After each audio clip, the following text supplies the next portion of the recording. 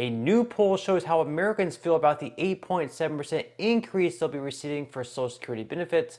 We'll go over that, as well as ways lawmakers hope to increase these even more in the future. An important inflation report is coming out today, which will be pretty impactful on how much the Fed decides to hike rates by tomorrow. The Senate scrambles to push through a one-week funding bill to avert a government shutdown, and a top Biden official in the Department of Energy was just fired on accusations of airport luggage theft. We'll go over the details on all that. So hello everyone, and welcome back to your daily government and financial news update. In today's video, we'll be going over all the news that I just mentioned, along with some other updates in the stock market and Bitcoin. Now, as always, I am definitely interested in hearing your thoughts on everything, and I wanted to quickly thank everyone for giving my videos likes and sharing them, as that certainly helps push these videos out to other people like you. Okay, so the inflation report for the month of November will be released today. In yesterday's video, I know that I mentioned it was actually going to be released yesterday. My days are really mixed up and all over the place right now with a newborn. He's the best, but my sleep schedule isn't always the best. So you have to forgive me there. But economists are predicting that inflation has cooled off just a little bit for the month, down to 7.3% year over year, which would be a 0.4% drop from where it was back in October. Still, they say that inflation will have risen by 0.3% in the month of November, which would be an annualized inflation rate of 3.6%. Again, this is simply a prediction, and in the comment section below, live as this data is being released, I'll be posting what the numbers are and which categories are seeing the highest and lowest inflation gains. Now, today, the Federal Reserve is also kicking off its two-day meeting, and tomorrow is when they'll announce what, if any, rate hike there will be. Now, during their last 4 meetings, they've actually decided to hike interest rates by 75 basis points, which is really, really aggressive. But in recent weeks, the Fed has hinted at slowing these rate hikes down, so it's being speculated that the next one will be an increase of 0.50 percentage points. Now, let's say that today the inflation report comes in hotter than expected, things aren't improving, or perhaps are getting even worse. It's highly possible they could decide to hike rates once again at 75 basis points, so really we'll just have to wait and see.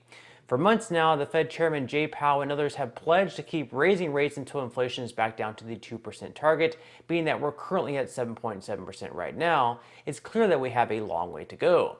Now, on the positive side of things, the COLA increase that Social Security beneficiaries received back in October that will start taking place in 2023, of course, and for recipients of Ssdi, you'll actually be getting your first payment for 2023 on December 30th. That came in at 8.7%. So if inflation comes down to 7.3% for November, that means we will be seeing just a little bit of improvement. However, a recent poll asked 750 retired Americans how they felt about the 8.7% COLA, whether it was too much, about right, or not enough, and the general consensus was, unsurprisingly, that it wasn't enough.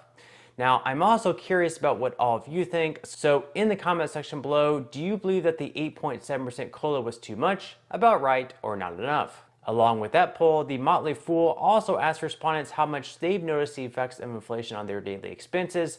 The overwhelming majority, 85% of them, said that they did, and it's also stretching their budget. So if 85 out of 100 of them are saying that it's stretching their budget, should we really be all that shocked that people are also saying that the 8.7% increase, the largest in over 40 years, simply is not going to be enough to get by?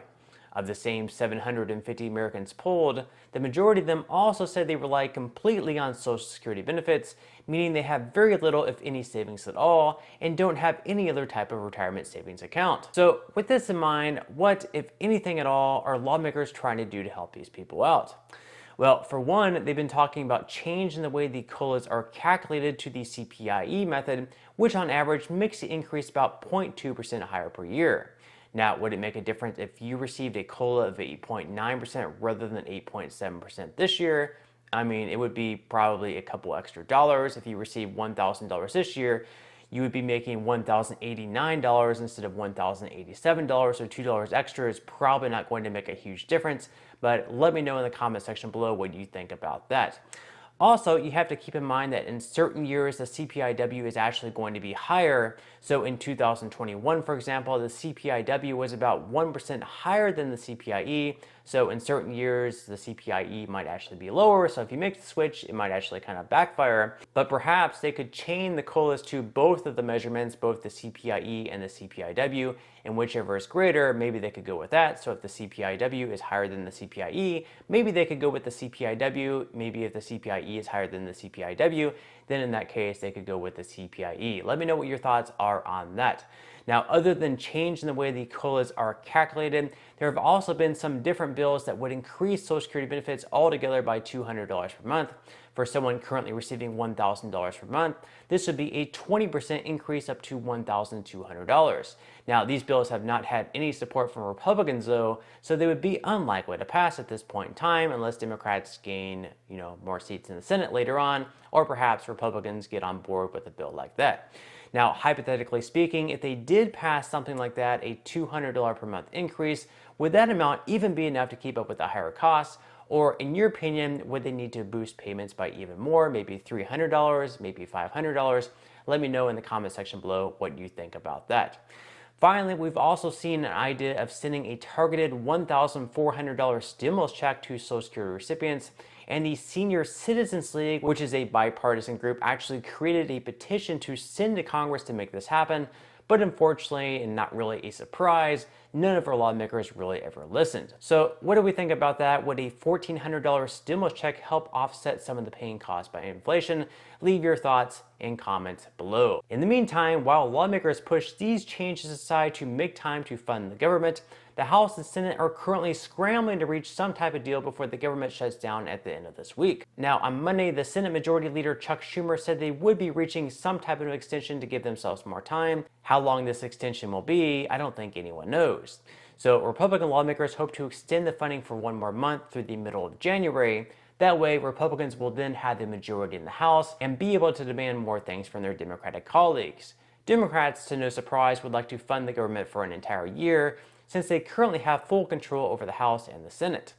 President Biden and most Democrats, for example, are requesting we send an additional $38 billion to Ukraine, whereas Republicans in the House Freedom Caucus are against sending any more money over to Ukraine. So what do we think about that? Should we send another $38 billion over to Ukraine, or perhaps should we just begin cutting that money off? Now, in some other news, one of President Biden's top energy officials by the name of Sam Brinton got himself into just a little bit of trouble at various airports this year. Apparently, his $178,000 per year salary just wasn't cutting it, so he had to steal a $320 bag from a Las Vegas airport. In it, apparently there was over $3,500 worth of jewelry, clothing, and makeup. This was back in June. Then, a few months later, in September, he was caught on surveillance tapes once again making off with another woman's Vera Bradley suitcase valued at a whopping $2,325 from an airport in Minneapolis. Now, of course, he will go to trial, and we're all innocent until proven guilty, of course. Perhaps he just mixed up the suitcases on not one, but two different occasions. Hey, mistakes do happen once or twice, you never know. So we'll just have to wait and see how all this unfolds. But considering that he was seen grabbing the luggage, removing the ID tags to identify the owner, things probably aren't really going to go his way in court. So some really great stuff there, kind of the status quo from officials in our lovely government. Now, quickly moving into some money news. Yesterday, a day before the inflation report and 2 days before another possible rate hike by the Fed, stocks saw a pretty good jump all around, and so the S&P 500 ended up rising by 1.43%. The Dow Jones was also up by 1.58%, and the Nasdaq was in the green as well, up by 1.26%. Over the last day, Bitcoin perhaps has seen the biggest surge, rising by 2.59%, and is now sitting in the mid-17,000s.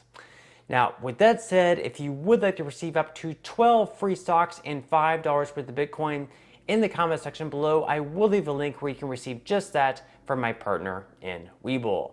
And even if you don't feel like investing at this time for whatever reason, once you receive the free stocks, what you can always do is just sell them for what they're worth and then transfer that money right back to your bank account.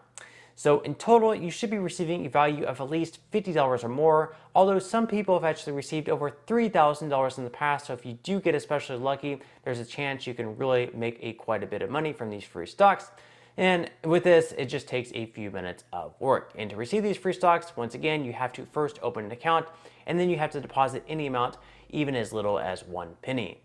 But on that note, I'm going to go ahead and wrap up this video. If you enjoyed the content in today's video and you would like to see more like it, make sure to give this video a like, subscribe to my channel, and also ring the notification bell That way, you will be the very first to be notified when I do release future videos. And until next time, I hope you have a wonderful day ahead, and I'll see you in the next video.